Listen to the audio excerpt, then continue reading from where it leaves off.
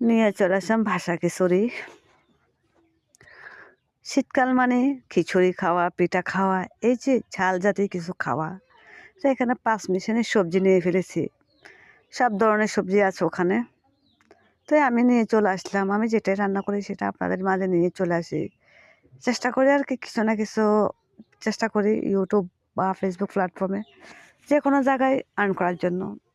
সবাই তো করতেছে, তো আমরা গৃহিণীরা বসে বাসায় বসে কিছু না কিছু আর্ন করতে পারলে আমাদের জন্য ভালো। আমরা নারী স্বামীর দিকে তাকায় থাকে, কখন আমার স্বামী আমাকে 100 টাকা দিবে, হাত খরচা করবে, এটা তাকাই থাকে।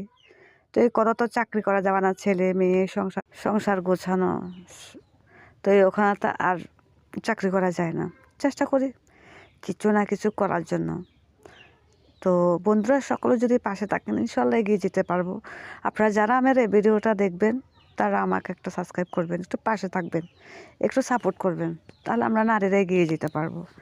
নারীদের জন্য নারীরাই লাগবে না, আমরা মেয়েরা যদি একজনের পাশে একজন থাকে ইনশাল্লাহ আমি এগিয়ে যেতে পারবো। আর আমাদের বাবুরা যারা দেখবে আমার এই ভিডিওটা, বা এটা তো বাবুরা দেখবে না, এটা তো আমাদের ভাই বোনেরা, আমার মা খালারা, আমার বোনেরা সবাই দেখবে।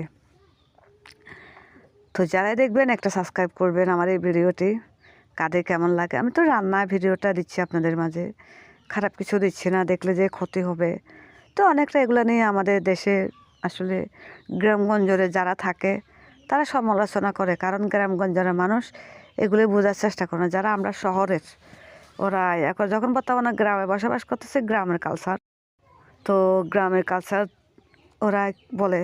তার চেয়ে ভালো যাদের টাকা পয়সা বেশি থাকে, আমাদের তো অর্থ সম্পদে একটু প্রবলেম, তাই আমরা শহরে থাকতে পারি না, তাই আমরা গ্রামে বসবাস করি শ্বশুরবাড়িতে। তো বাবার বাড়িতে যখন যে এই ধরনের রান্নাগুলি হয়, এগুলি বাবার বাড়ি থেকে করে আনা হয়, বাবার বাড়িতে থাকা আমাদের রান্না বাড়া হয়, ভালো মন্দ মা বোনেরা খাওয়াইতে চেষ্টা করে। তো সাথে বেগুন পাড়া, লেবু, ডিম ভাজি, ভাষা খিচুড়ি, তো অনেক মজা, একবার করে খেয়ে দেখবেন।